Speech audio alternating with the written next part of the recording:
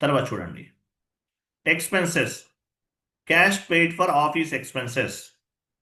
మీరు cash pay చేశారు, entry ఎలా ఫామ్ అవుతుంది? Office expenses account data to cash. So office expenses అనేది ఒక జిఎల్ అకౌంట్. ఆఫీస్ ఎక్స్పెన్సెస్ అనేది ఒక జిఎల్ అకౌంట్. క్యాష్ అకౌంట్ అనేది ఒక జిఎల్ అకౌంట్. నెక్స్ట్ క్లాస్లో మనం క్రియేట్ చేసేది ఇవే. ఓకేనా? నెక్స్ట్ ఒక ఎంట్రీ పోస్ట్ చేయాలంటే debit side transaction as well as credit, debit side GL account and credit side GL account అనేది మ్యాండేటరీగా ఉండాలి. మీరు ఫర్నిచర్ పర్చేజ్ చేశారు, ఫర్నిచర్ 10,000 బై క్యాష్. ఎంట్రీ ఎలా ఫామ్ అవుతుంది?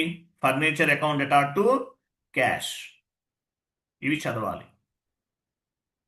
నెక్స్ట్ శాలరీ పెయిడ్ ఫర్ ఎంప్లాయీస్కి శాలరీ పే చేశారు, salary account data to